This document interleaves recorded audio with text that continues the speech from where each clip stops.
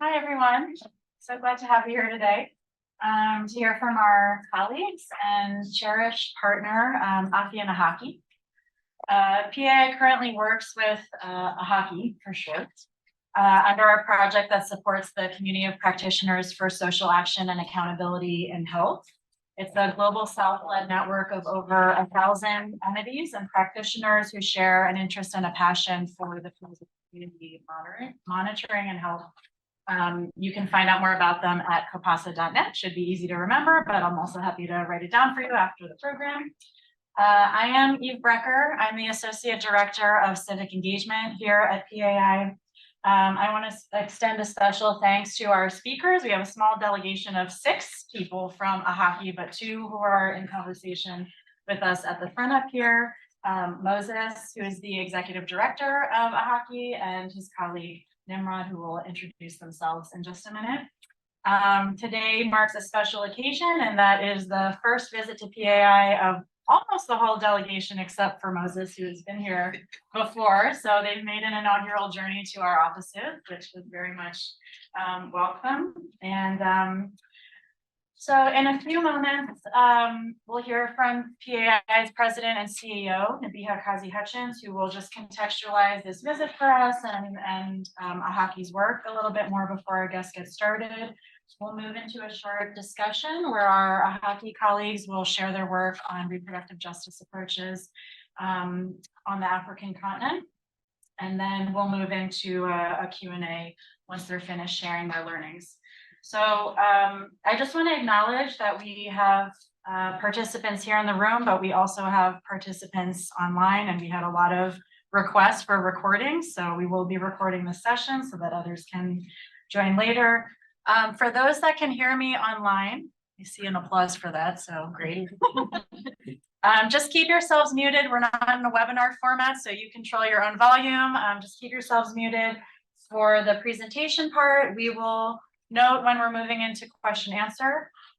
You can raise your hand when the time comes to ask a question, or you can put your questions in the chat, and our Director of Communications will be monitoring the chat for those who are on Zoom. And then for those in the room, same situation. Once we're done with their discussion, you can ask questions as you like. And if you haven't seen it already, we have coffee, tea outside that you can go get at your convenience. So with that, a very warm welcome to our guests and those who made the short or long trek here. And I want to kick it over to Nabiha for some opening remarks. And if you have any questions, comments, concerns, you can take to somebody else. But questions, comments, if you just want to say hello, you can come say hi to me after the event. So Nabiha, please. Great, thank you. And welcome. Thank you. We're so happy to have you. And thank you for the visit to PAI. I was so excited about today's conversation, not only because it's so timely, but also because Moses and the team are on an incredibly exciting, bold, and very courageous journey. And a courageous journey to change and elevate Afrocentric narratives and experiences and perspectives, challenge systems and structures that have been established under colonialism and that have intentionally undermined local knowledge, local needs, and power, and also a journey to recognize and build people-powered movements that are grounded in justice, that are grounded in resilience, and of course, autonomy. And the part that I'm also very excited about in terms of today's conversation is how you're bringing other organizations along and other partners along to continue to support and build that capacity on people-powered movements and the accountability that is required to achieve progress for everyone in an equitable and just way. I'm also very proud of PAI's partnership, long-standing partnership, and many more years to come, I hope, with all of you, because it represents so much about what we strive for in our collaborations. I don't know if all of you know our history, but we were founded 58 years ago. And we were founded to hold the US government accountable, to hold global institutions accountable, and ensure that people had access to sexual and reproductive health, and that they could access and be guaranteed their rights to access that healthcare. And along the way, several decades ago, we enhanced our advocacy and said, you know, there's a need and there's an opportunity to partner with many, to share knowledge, to share learning, to do a lot of the things that we have words for now. All these things that we center, for example, localization and trust-based flexible funding, capacity partnership, institutional support, collaboration, and so much more. And PAI did this. We didn't set up offices around the world. We said, you know, this movement needs many. And if we are many, then we can not only accelerate change, but we can also protect the gains that we all strive for with this common agenda, and one that's grounded in rights, justice, equity, and of course, agency of people. So today, and you all are very much a part of it, we have an incredible extended network of civil society partners that is 1,800 organizations strong in over 60 countries. And just as PAI does on the US and global stage, our partners are holding policymakers accountable. They're advancing access to sexual and reproductive health information and support. They're informing and advancing the evidence base so we can get good policies, so that the investments from the donor community are grounded in what actual needs and gaps are. And also, most importantly, I think, is mobilizing local communities. So they are literate about their rights. So they are demanding what is critical for their own health and vibrancy. And that the services and support that is provided by other institutions meets their needs and respects their agency and their autonomy. So today, I know the conversation is going to be so incredibly insightful and powerful. I think we'll see that many of the challenges that we face, and I do hope it's a conversation with our community here and also those online, is the challenges that we see in the US and the challenges we see in other regions of the world and on the global stage, that the things that we're tackling often stem from the same ideology. They're stemming from systems and structures that have caused harm to people, and they're grounded in a value base that does not represent the needs and the desires of the majority. So I'm looking forward to a very honest conversation for us to learn together, for us to be inspired to continue to take action together. And I always say this, when we are many, we are unstoppable. So thank you so much for being here and joining us at PAI and for visiting us and being incredible partners that you've been. Thank you so much. Thank you so much, Navita. So with that, I will cede space to our shining stars. Moses, I think you'll kick us off, and you know, after they're finished, we tried to keep this to a small group because we want it to be a conversation. So please don't hesitate to engage together when we're done. Thanks, Scott. Thank you so much. It's such a pleasure to be back here. This time I'm more relaxed. Last time I was here, I was preparing to appear before Congress. Oh, And I can't forget it. He kept throwing a few words. okay. Prepared me to go to the Republicans. Tackle a very That must have difficult been fun. subject. Very easy. So this time I'm more relaxed. Okay, good. Thanks for creating the space for us to have a conversation. So I, together with the team, come from Afya na Haki. Afya na Haki is a Swahili word that means health and justice. Originally, I have been a founding executive director for the Center for Health, Human Rights and Programs, which was the original partner that worked with PAI on work around sexual reproductive health rights. So the time I came here, I was in the jacket of CEHAD, which is Center for Health, Human Rights and Development.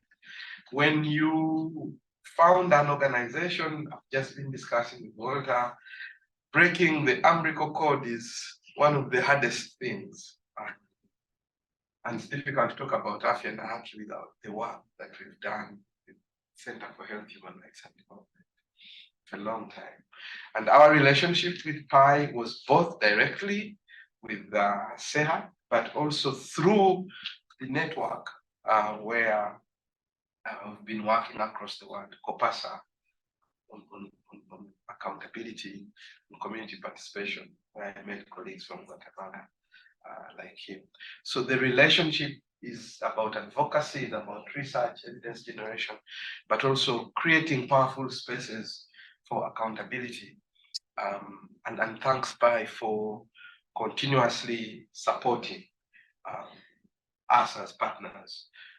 I would describe it as a smart partnership because every one of us has a value that they bring on table, and being in a space where you feel that I am meeting partners that I work with that bring that technical expertise that are able to engage you and enable you to access resources, but also be able to access the Congress and speak about national level issues at a global scene. I think it's something that we don't take lightly. So thanks for creating space. Now, over the last 12 years, we've done a lot of work on health and human rights. And we did community work, community engagements, community participation a long time. But we also did advocacy work where we engaged with parliamentarians and policymakers to ensure that right to health is envisaged and incorporated into the laws and policies a long time. But we also did work that made us very famous as young people then. I don't know whether we are old, but we are no longer young. The litigation work that was never ever thought about as work that would be as part of the health system. We define government to have three arms. Usually the parliament, which is the legislature, it makes laws and everything. Its role is almost clear. Then we have the executive, where you have the ministries. The Minister of Health is very clear, and the work that it does is very clear. And then you have the judiciary. This has never been invited into the space of health and sexual reproductive rights, especially in our context. In the US, it's different with Dobbs and the decisions that we've seen over time. But in the context where we come from, the judges have not been major actors. I think sometime in 2009, we decided to say we are from law school. Can we test the judiciary and invite it to make pronouncements on the importance of holding government accountable on non-provision of basic maternal health commodities? Because every single day there was a news item that a mother died while delivering, or a mother had lost a life because the basics are not available. And we thought that the way we have universal education, we can actually raise an argument that we can have universal access to reproductive and maternal health services. It was easier to make a case in education, but not easy to make a case for others. And it was not making sense for me as a son of a retired nurse now, but also with colleagues. So we drafted a constitutional case, and after 9 years of tussling here and there, we finally got a judgment that the judges pronounced that actually maternal health care in the context of Uganda is constitutional, and the government should be able to provide basic maternal health care in the context of Uganda. But amidst that case, we had done so many litigations challenging the local government, challenging several systems provision of health care. I feel like that deserves an applause, no? Yes, I was straight from. We had just finished that students. Yeah. So we then began to do work, but the framework that had been informing us for a long time was the human rights framework, because this is what we are taught in law school. We are taught so many subjects, but one interesting subject that personally I found very interesting that was intersecting with the sector that I thought would make a case was human rights. And very many people are using the human rights argument, human rights-based approaches and everything else. Now, after 10, 12 years of work, I began to have my own personal questions. And Walter, don't doubt, my belief in the right to participate. But I have been asking, can someone ask the weaknesses of the human rights framework? And some of the weaknesses of the human rights framework leading us to some of the challenges that we have on contested sexual reproductive health and rights issue. Towards the end of my term at the Center for Health, Human Rights and Development, I began to think about cases where we would be challenging not just government, but challenging social, political, structural beliefs. Why can't young people have comprehensive sexual education? It ceased to be an issue of holding government accountable, not providing, but changing the social structure. Why can't we talk about access to safe and legal abortion? Why is it a big issue? It even became a very contested issue with the global government. And it ceased to just be a human rights issue. It went back to history, it came back to injustices, it came back to patriarchy. It was basically challenging the society where we are. So I realized that, yes, after 12 years of work of human rights, I think we've made a point that human rights have value and we cannot take away that value. But over and above human rights, what do we need to begin discussing? So part of the work that we are doing at Afia Nahaki is to open up to even question these frameworks that have been enabling over the years. Are they enabling enough? And if you look at the history of sexual reproductive health and rights, I think there have been serious questions, structural questions that we've not been able to answer. Even when you have the constitution, some of these things are not being answered sufficiently. Some of them have to do with process, but others are to do with how we work. So by the time we finished 12 years, very many young people that had gone through our organization had started their own organization. They became women rights groups. They became food rights activists. They became all this and that, but they were using the human rights framework over and over again. So I realized that maybe a group of people need to sit back and begin to say this human rights is important and we need to uphold it. But how do we document the weaknesses that it has in failure to address the historical challenges? And I've been asking myself, what informs one's opinion to say, I am human rights based, and another to say, I am equity based, and another to say, I am a justice based? Have we thought about these terms more deeply and what they actually mean ultimately to the people who we are serving and the communities that we are serving? And I don't think that we've done that enough.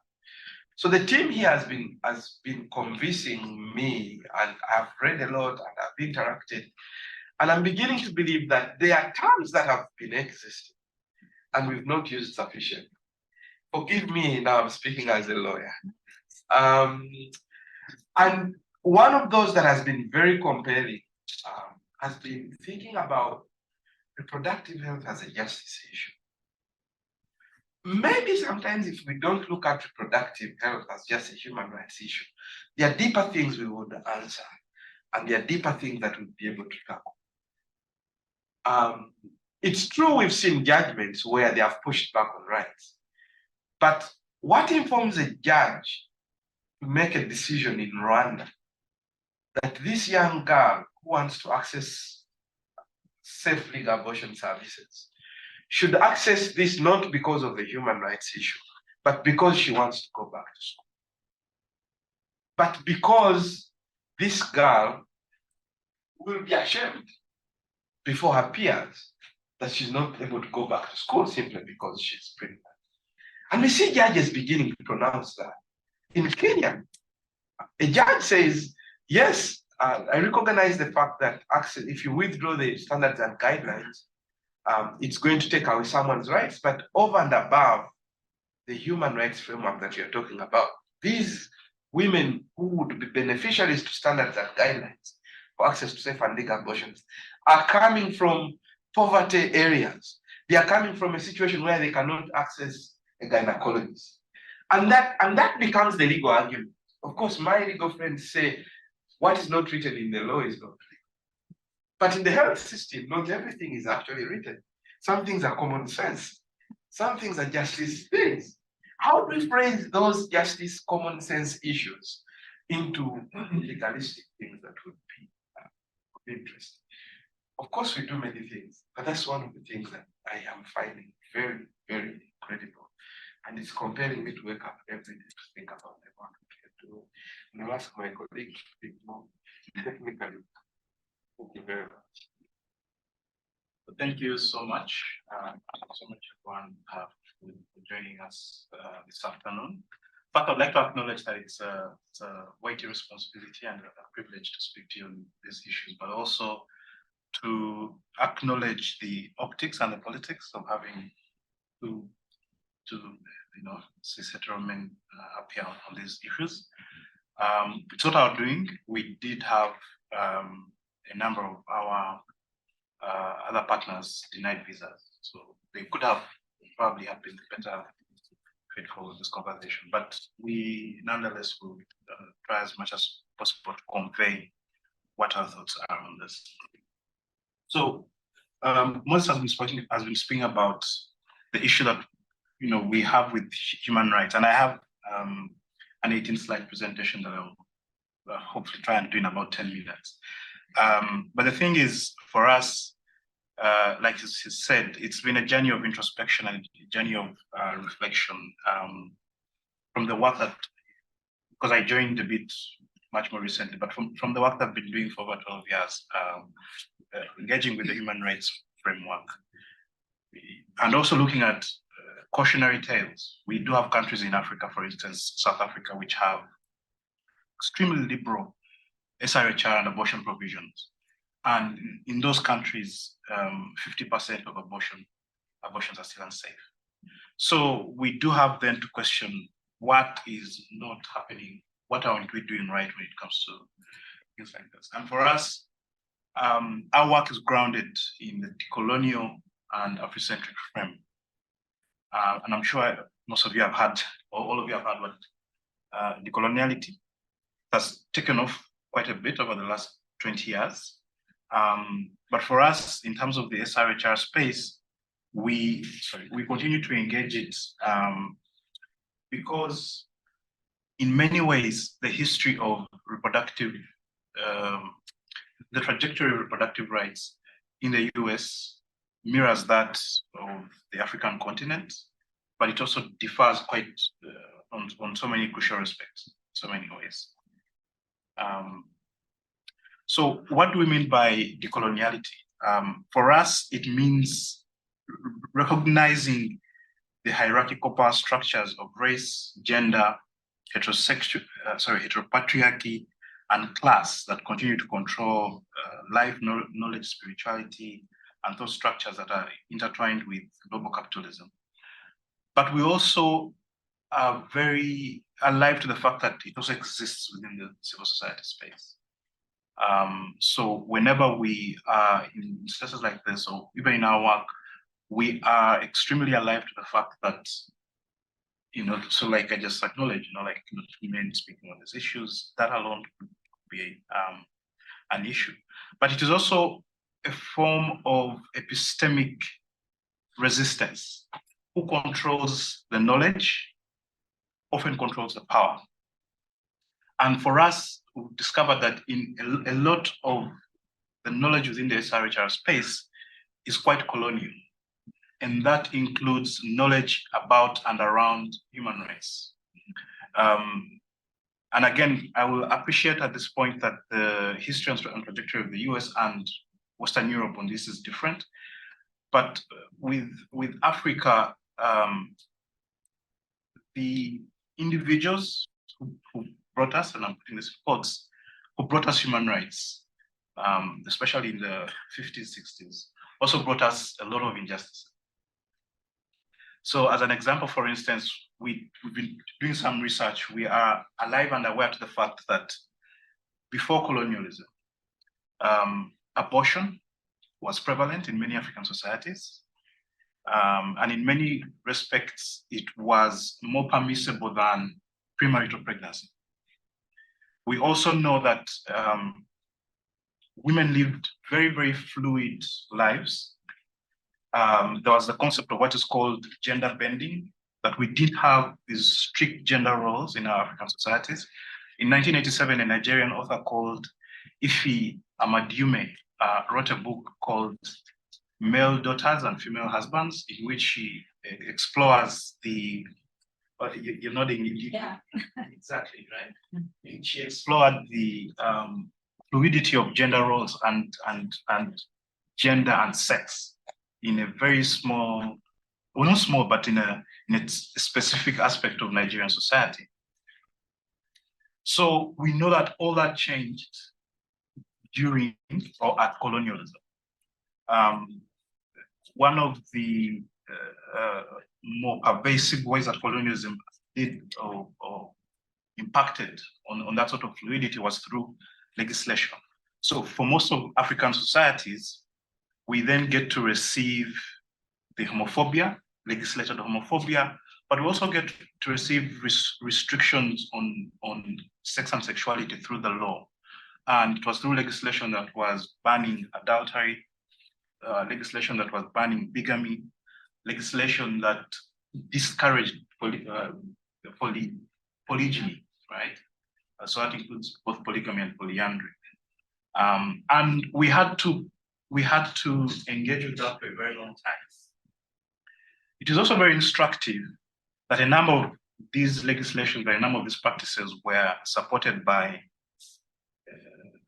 Western civil society, some of whom have realized their role in those historical injustices and are taking steps to rectify.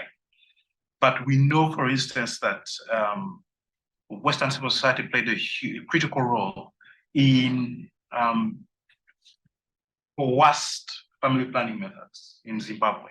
You know, we know Depo-Provera was banned because it was being administered, and that in many ways mirrors what was happening here in the US. And that is why in 1994, Sister Song and Black women and women of color sort of, well, they didn't, and I had that with someone from Sister Song here, so please forgive me if I misstate the objectives of the organization. But they sort of decided to move away from the consensus at Cairo, at the ICPD, which in the human rights world has been heralded as a watershed moment, and it has been.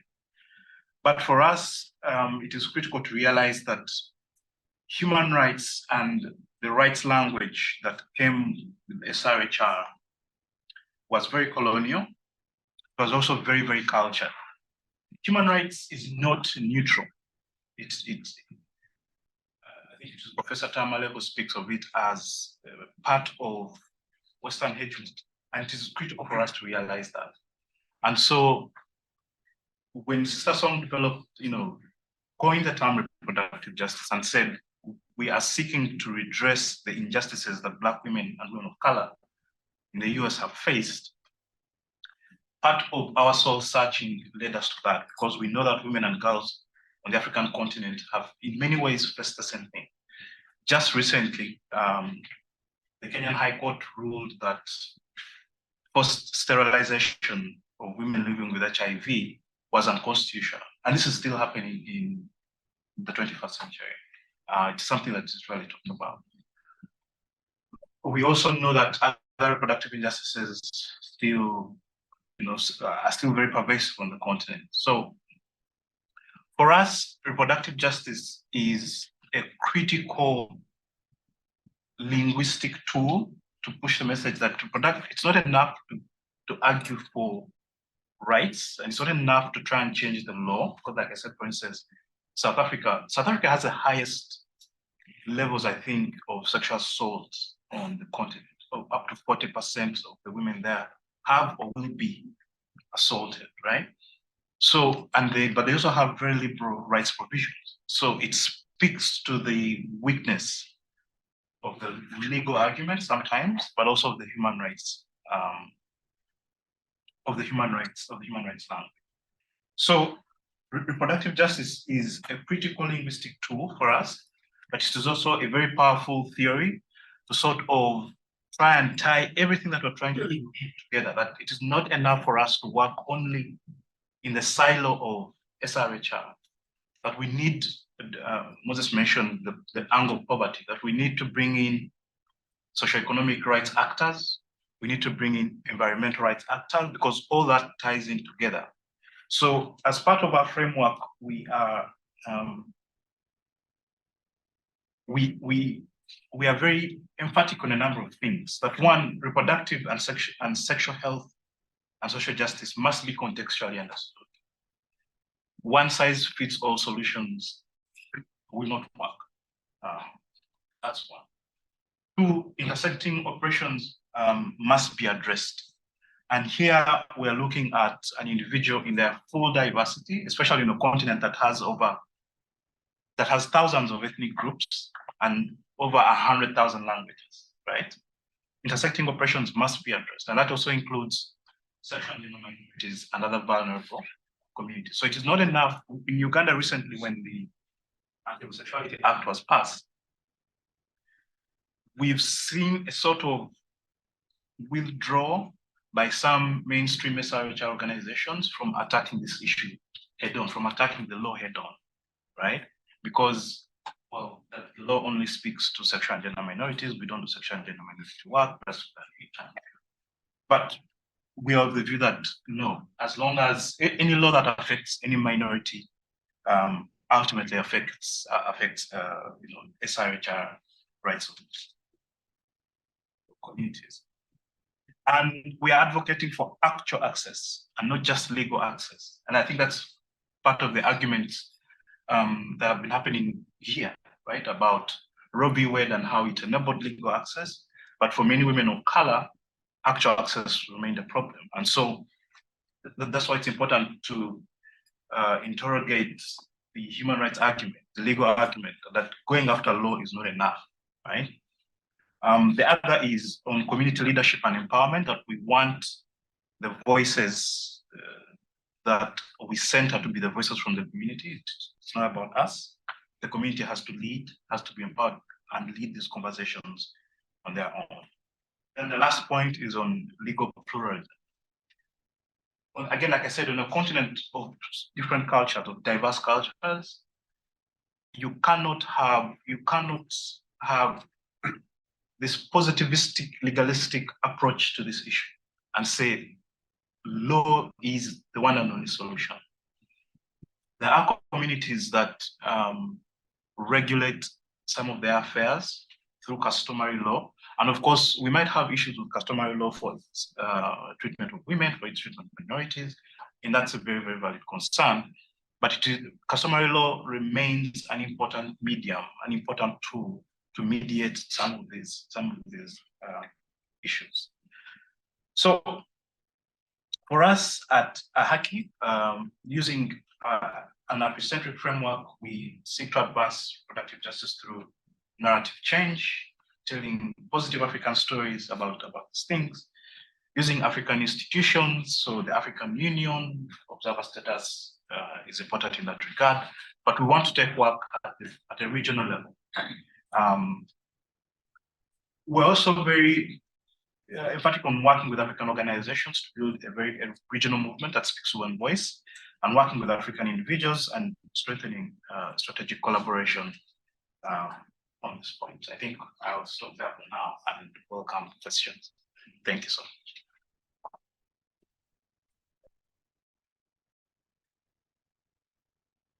So I think Nimrod and Moses have given us a lot to reflect on. We can open it up for questions, and not just like one-to-one questions, but even discussion if we so choose. So wondering, and I have a ton of questions, so I could keep going, but I'm gonna let others go first. So anybody, let's start. Is there anybody on the phone, Katie? The Zoom? The question, we'll start Checking right now. Zoom. Otherwise, I'm gonna forget about the Zoom, so I'll start with virtual first. I'm not seeing any raised hands and asking folks in the chat. Okay.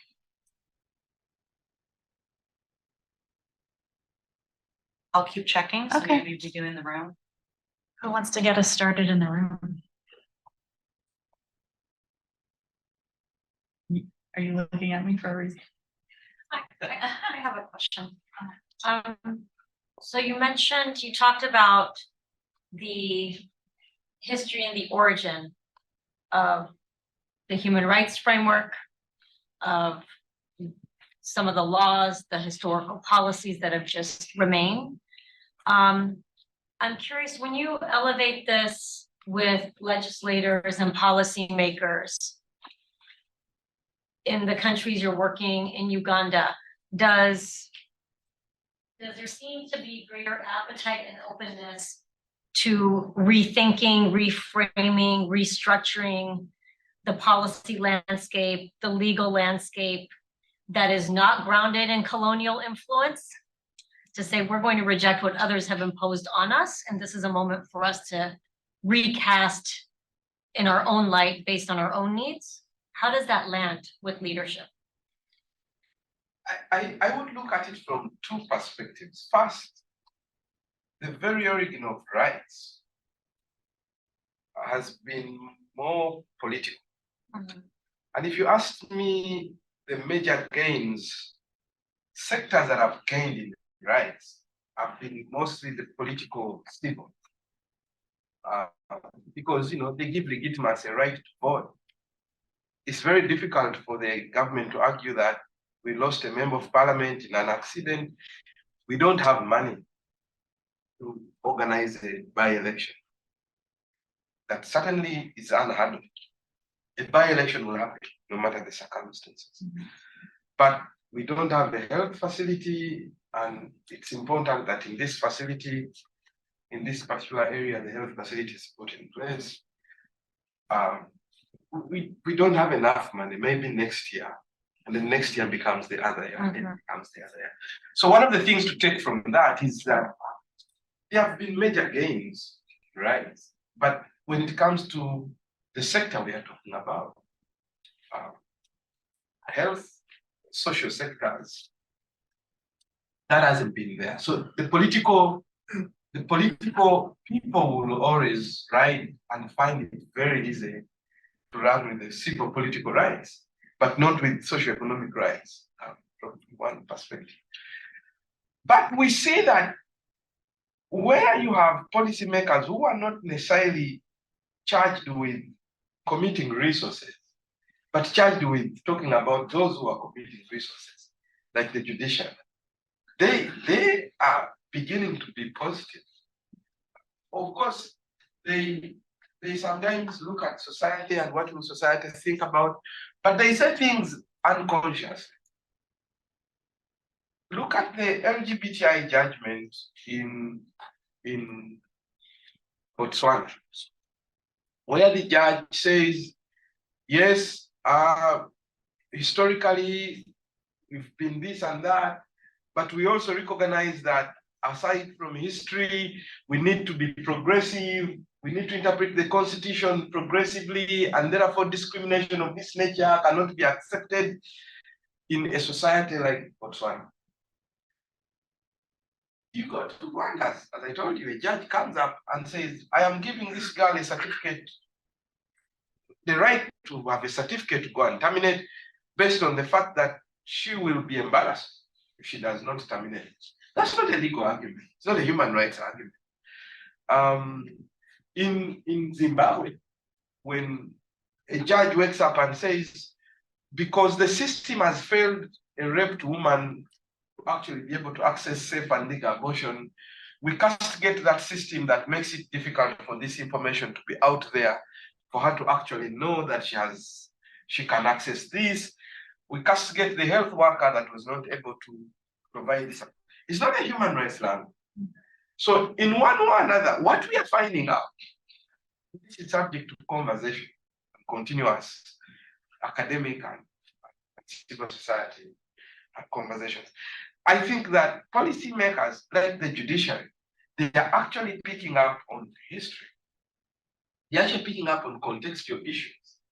But the challenge is that every time we talk about Africa, African judgments, as academics and civil society, we only look out for the negative judgments. You ask me to look out for negative judgments, there are many, many, and that's what our partners have been writing all the time. All the time they scrutinize the Maputo Protocol, this particular judge failed, this particular country failed, and we've not found one who says, I am only documenting the positive narratives from the African judges. It has not been there. So this morning I was meeting a student from Georgetown, and she's writing about what the influence of dogs on Africa. And I was asking her a question. When will the US Supreme Court ever cite an African decision? To say, oh, in this decision, the Africans did well. So let it inform the US. US political decision. I was telling her, if I'm to write a piece, you're from Zambia, don't write the US best piece. You change the title and say, when US finally has an opportunity to learn from Africa, and read all the positive judgments where African judges have been better than the US judges making a decision. So I think that it has always been the other way around. And even asking her to do that and go to her professor and present it as the title and objective of her piece looks like an abomination. She said, this cannot happen. I don't think my professor will allow it.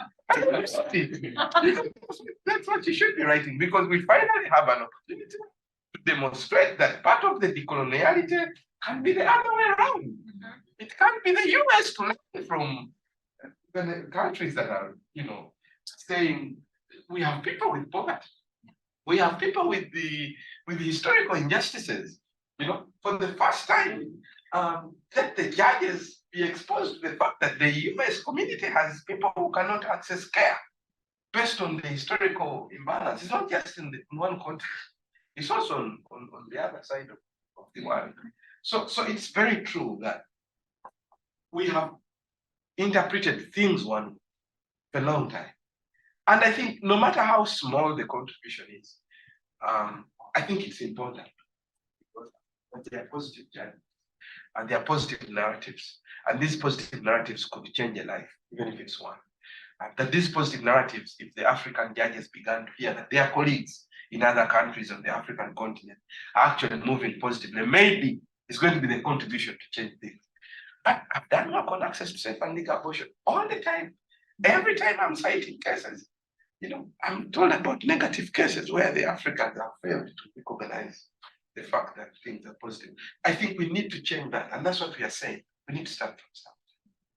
So is the student going to write the paper? I'm not sure. Okay, I want to read it. No, please send it to us. Yeah, Walter, go ahead. Yes, great. I think it's very great to hear about that, because it's very much in line to the current. Do you Huh? want to introduce yourself? I'm Walter. I'm from American University here in Washington, D.C., but we have been working and collaborating with Muluma for many years. But I'm saying this very great because one of my main projects at this moment with the team in Guatemala, we are doing 2 case studies to explain why that case that you say, that why there is no money for health, but the health system for the military is always well funded, has always been. There's never a problem. You were saying that. So the case study the decision that we are doing, that's what we're working on, is to document that those decisions are not because of lack of resources, because of poor planning, or because that no priority, is because it's a decision based on a racial system, racism that comes from the colonial time.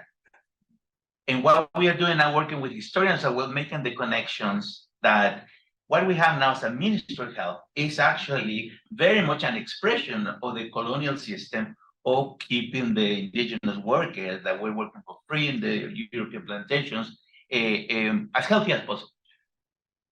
When the formal independence occurred, new terms of modernity such as Ministry of Health appeared, but the relations of power were still the same. So we still have very much present a colonial institution whose appearance, it wasn't about equity, it wasn't about a health right, but it was about to differentiate people. All that is still very much very present. And our project, our approach, different to yours, is that we think that we first need to name and saying that this institution is a racist institution that still behaves as a colonial institution. And the medical profession, because that's what we're working with, the medical profession has been the gatekeepers of those institutions. At some point in the last 100 years, medical profession became an altruistic profession and very good, but no, always has been seen like as the gatekeeper of this institution. And still, until recently, indigenous people were not allowed into medical school, not directly excluded, but because they were excluded from primary education, like that, no way they could be in it. So that's the project we're doing at the moment, documenting that we will not really be serious about equity or issues if we continue working with the same institutions that are expressions of a colonial racist system. And until we name it, if we call it what it is, we will continue just probably fooling ourselves that things may change. And the other part, other colleagues are working on the part of the global institutions. How those global institutions that are supposed to provide this technical assistance to countries such as the World Health Organization or the UN is also a reflection of this colonial system that is still very much present. It's still not very present. That we need to rethink also all the way, even technical assistance, global technical assistance, global governance from those perspectives. So I'm very happy to hear about that. And after this, my question is, you went for right to health, human rights, but you're not addressing, as I understand, specific institutions. You're addressing more the human rights. At some points, are you thinking of engaging or dealing with institutions that are representing those expressions and whether they're playing a role in maintaining colonial systems or contributing to this decolonization? I think it's actually two-way, because part of the things that need to be broken is like the judicial system, the way it works. Some of the things that we are finding are procedural issues. So you bring an issue to court, and because the judiciary is following we call them the Victorian rules of practice, they throw out a very important issue based on the fact that you never filed in 30 days. You never filed in 30 days. The whole issue is blinded, and they have to throw it out. So part of it is the judicial system. Part of it is the policies which are existing. But the other thing to think about is that energy and advocacy has always been on change of laws and change of policies. And what we actually forget is that the judiciary has a major role it plays. It immediately makes law in like common law countries. In common law countries, once you send a precedent, things begin to change. They become law. But we don't invest in it. You know, we don't have a law on access to emergency treatment in Uganda. It's not constitutional. But when we sued, it was access to emergency obstetric care. We are challenging the local government for not supervising doctors to be there to provide emergency obstetric care. The judge came unconsciously and just picked up one of the requests we are making, that emergency obstetric care is a human right. And he actually made a pronouncement on that. And we've seen that once we pick it up, we've been using that judgment as to vindicate the right, to ensure that emergency care is there. Parliament, the Minister of Health has been required to report to Parliament on how much they're investing progressive in emergency care. So it's yeah. Right? Seems like you guys have some opportunity for collaboration, so it's good that you're both on COPASA together, so you can discuss it. I saw a question in the room, and then I know there's one on the phone, and then we'll go to another in the room. So introduce yourself. Great. Hi, I'm Coley Gray. I'm an advisor to the Packard Foundation. Thank you so much for your presentation. It was really great. It seems you've been talking a lot about the national level, constitutional level, maybe a little bit at Maputo, but I'm kind of curious about that supranational level, like the regional economic commissions or the African Union. They play an influential role in the behavior of states. I'm just curious if you see opportunities there or barriers in those venues, in that kind of space. It's actually our biggest value. Because you see, drawing from the work that we did the last 12 years at the national level, we realized that we forgot about the opportunities at a regional level. And here is why. Colonialism, in some way or another, introduced different legal systems. Go to the East African community where we are. Uganda, Kenya, somehow Tanzania, common law system. Rwanda, Burundi, DRC, civil law system. Now, the challenge has been that if I'm a civil society organization that wants to do regional work. I have expertise in understanding the common law system, and I know how things work. But I have judges that I'm supposed to be supporting who have been trained as civil law system judges. So part of the work that we are doing at Afya na Haki is to see, he talked about using African institutions, that we actually capitalize on the African institutions that have been created, like the African community, the Southern African, the SADC, then the ECOWAS. And the experiences in the work that we give sub-grants. Part of the work money that we get, we now give sub-grants. And we've moved to 8-9 countries, close to about 30 sub-grants. We are realizing that in West Africa, there is a lot of progress on using ECOWAS, and positive judgment on reproductive rights are coming from the regional entities. Now, in Uganda, Kenya, Tanzania, not Tanzania per se, but Uganda, Kenya, there is a lot of positive judgments at the domestic level. Now, at the East African community, where the East African Court of Justice has been established, the judges are willing. And we did a litigation conversation where one of the judges came and said, we are there to decide, but we only receive cases from politicians. We only receive cases on economic integration. We've not been trained in economic, social, and cultural rights. And the East African Legislative Assembly is busy discussing a bill on sexual reproductive and rights. So it's going to be litigating that at a regional level. So part of the work we've started is to create spaces where we actually come, bring together national level teams to be able to converse. And part of the work we are doing in COPASA has been to capitalize on the regional power that is existing, because you also realize that the presidents and the politicians may fail to respect human rights obligations at a national level. But because of collegiality at a sub-regional level, they actually feel more accountable at a sub-regional level. So many opportunities are existing there, not tapped. And it's work that it's quite expensive, it's quite technical, but it's work we are invested in and we think we should do. Can I also just add that, so yes, the regional mechanisms have been woefully underutilized. And it is a space almost that, we have ceded to the anti-rights actors. Recently, when the speakers of African parliaments met to craft ways on how to push more anti-LGBTQ legislation, they met speakers and they're meeting presidents. And we think that maybe going to regional economic communities and their judicial mechanisms could be a way of taking these issues head on and indicating to the political leaders, the politicians, that is not a space we're going to see. That is not a space that we're going to allow anti-rights actors to play in and maneuver. But it is something that we need to scale up.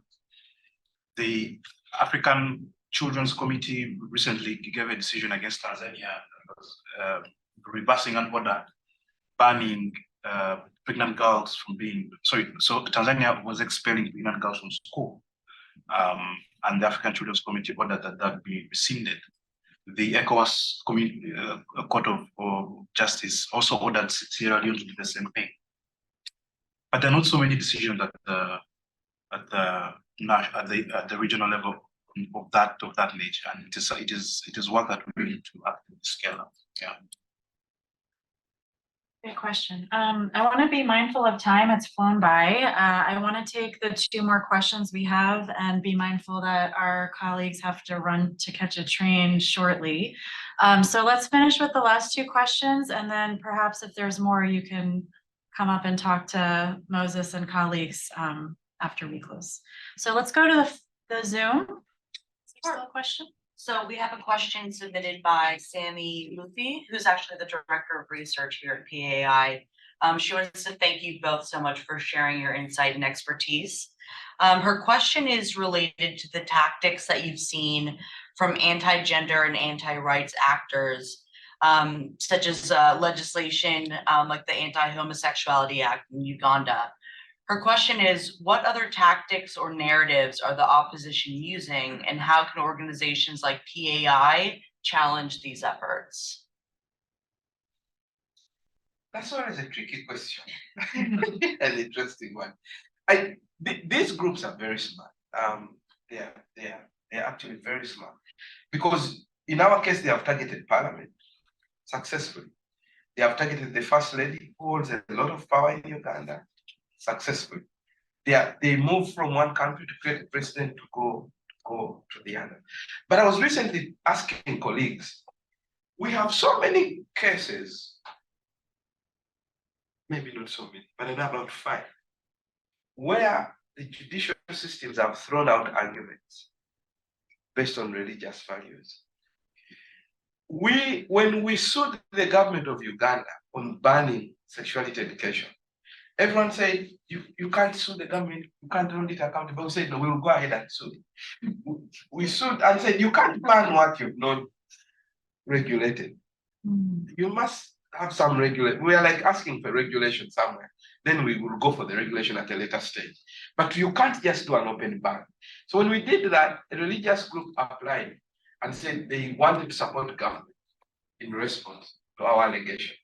So when they applied, the judge, Justice Lydia Mugabe, came up with a judgment where she clearly says, I acknowledge religion, I acknowledge this and that. But as far as international standard is concerned, sexuality education, this and this must be recognized.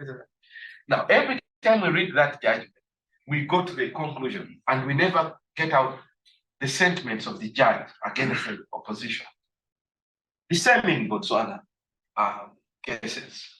So part of the work that needs to be done, again, is the positive narratives, where actually we've pushed back against religion. And we've been working with colleagues here to say, yeah, religion is important, but like in our context, it's not national, it's not constitutional that we should all be under the same religion, under the same beliefs.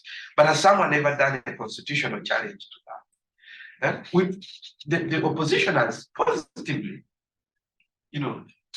gone to court against rights, but we've not positively gone to court against religious values.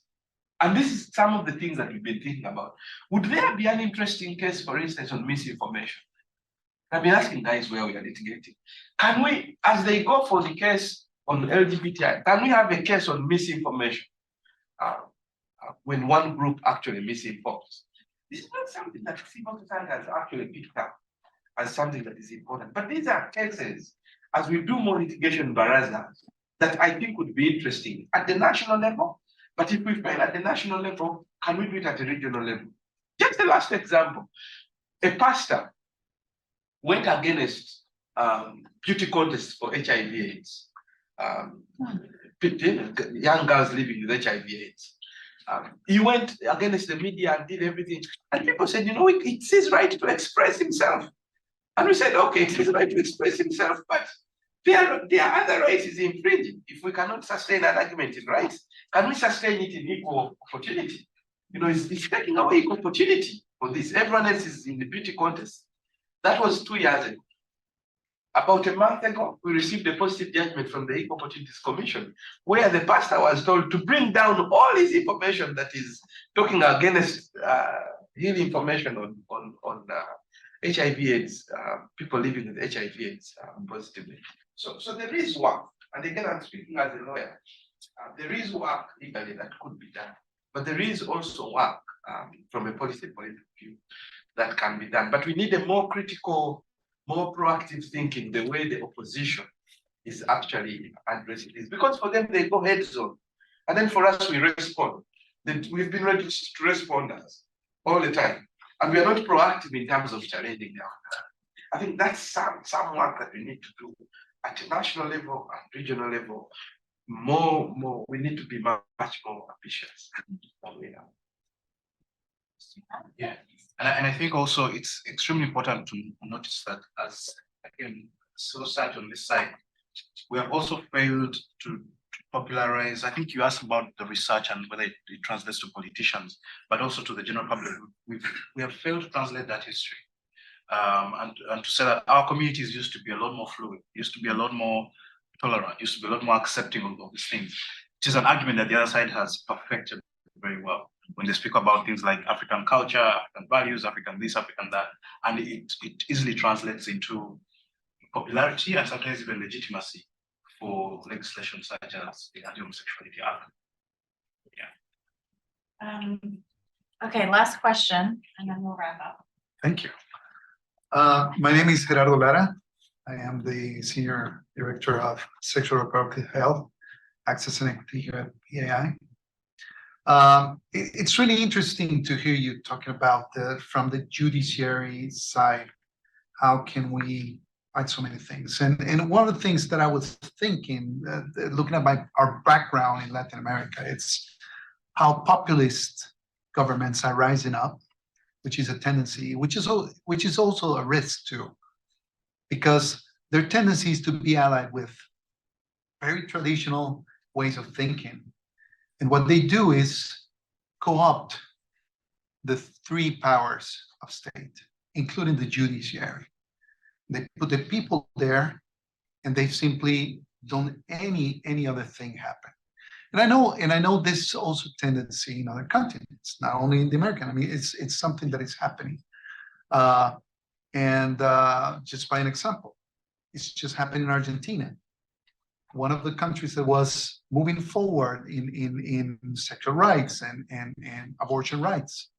And Milei, the first thing he wants to do is ban completely abortion, which is going to signify a step back, huge step back in development.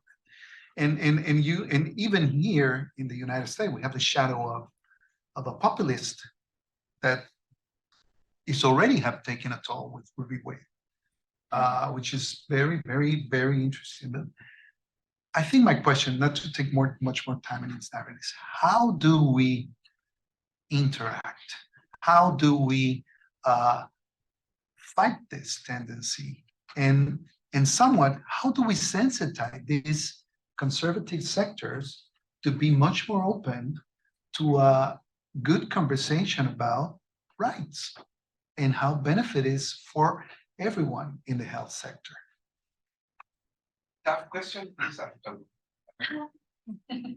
Any government that has overstayed in power, in our context, president is coming 40 years in power.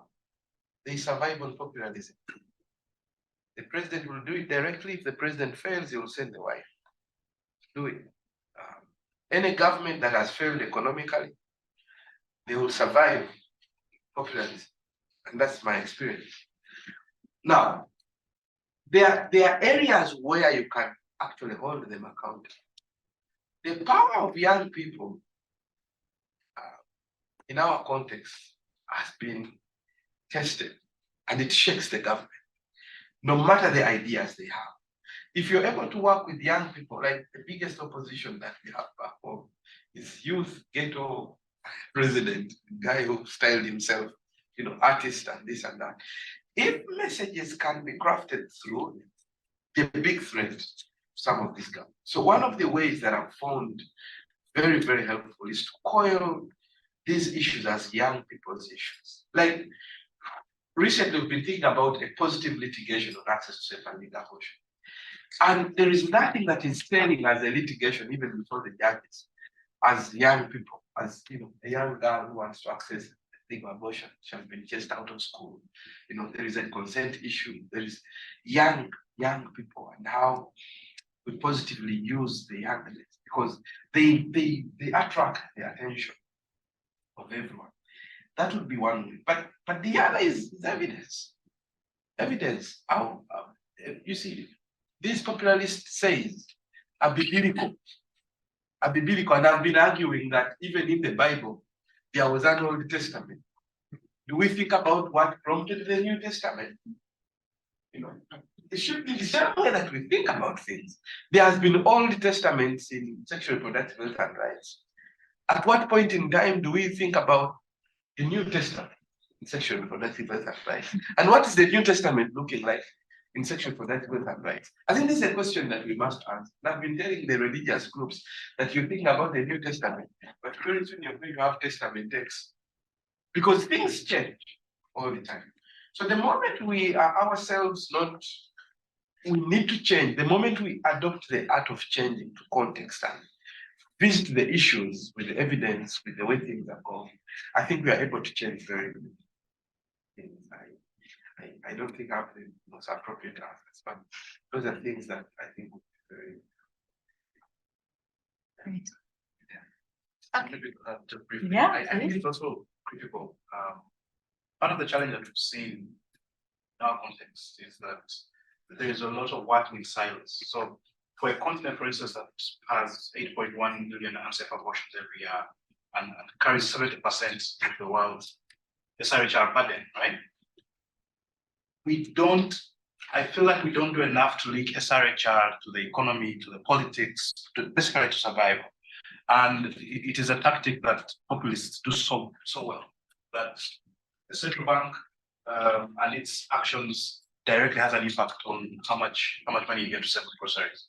And so they will vote someone like Javier Milei, and he says, I will close down the central bank, right? So they're very good at telling stories and easily linking people's reality on the ground directly to the institutions that we are all interfacing, which I think is something that we need to do. So we need to get better at telling stories. We need to tell the communities and the citizens that 70% of the women who die from unsafe abortions on the continent, that's just it's just horrible. It's just horrific, given how safe this procedure is, right? 8.1 million unsafe abortions is just way too many. So I think, and that's why we're engaged in narrative change as an organization. We realize how important this is, but we know that it's a long road ahead of us. Well, thank you. I feel like we're ending on time because we started 10 minutes late, so I feel good about this.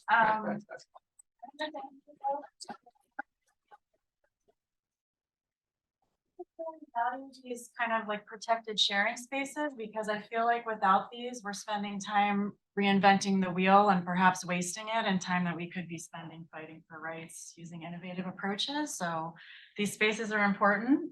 I thank everyone for their questions. I particularly like the question about what approaches are you using in the Southern Eastern Africa region. I particularly liked the idea of using African cases in US government and SCOTUS decisions. I hope that girl writes her paper, and I feel like maybe. We'll offer that internship if she's ready. But I think my favorite quote of the day was Moses saying, I was told I couldn't sue the government, so I said, okay, I'm gonna sue the government. So thank you, everyone. I think you can stick around for maybe just a few minutes if there's other questions you want to bring to them, but thank you so much for coming. Thank you.